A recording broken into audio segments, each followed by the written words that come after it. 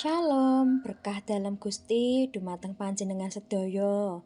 Matur nuwun sanget saged sesarengan ing dinten punika kanthi kabingahan. Saderengipun kita mirengaken lan nyuraos sabdanipun Gusti ingkang dados tetepaning gesang, kita sumangga kita nyawisaken manah lan pikiran kita supados firman punika estu sanget nuntun lan ngiyataken kapitayan kita. Monggo kita ndedonga. Gusti Allah Rama ingkang wonten ing swarga, kawula matur nuwun sanget awit saking kasayan panjenengan ingkang boten nate pedhot wonten ing gesang kawula. Gusti, dinten menika kawula badhe sesarengan sinau firman panjenengan.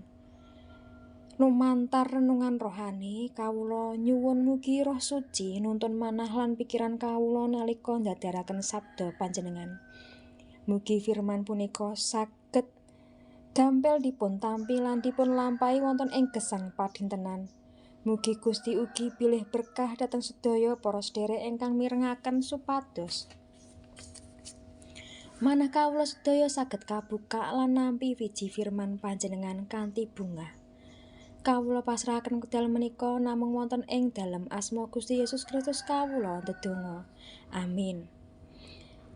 Judul renungan dinten punika pentinge pracaya marang Gusti Yesus. Kapendhet saking Injil Yohanes 8 ayat 51. Mekaten, mulane aku mau tutur ing kowe manawa kowe bakal padha mati sakjroning dosamu. Amarga manawa kowe padha ora ngandel yen aku iki panjenengane, wis mesti kowe bakal padha mati ing sakjroning dosamu.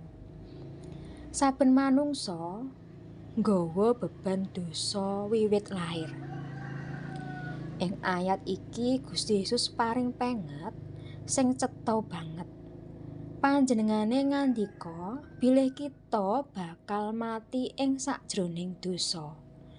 Menawi kita boten pitados bilih panjenengane punika Gusti, Sang Mesias utawi juru slamet kita. Mati ing sakjroning dosa nggadhahi teges pisah saking Gusti Allah saklawase. Gusti Yesus mboten namung paring penget nanging panjenengane ugi mbikak margi supados kita mboten mati ing dosa. Kuncinipun inggih punika pitados. Pitados ing mriki boten namung sekedar mangertos utawi ngakoni bilih Gusti Yesus nate gesang, nanging pitados ingkang jero ingkang masrahaken gesang kita sedaya wonten ing astanipun Gusti Yesus.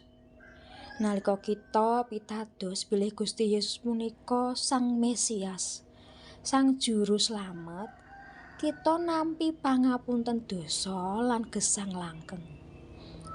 Aja nganti kita selak utawi mangu-mangu amargi namung wonten ing Gusti Yesus kita pikantuk kaslametan.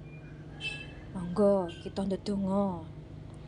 Gusti Yesus matur nuwun kagem sabda panjenengan dinten punika.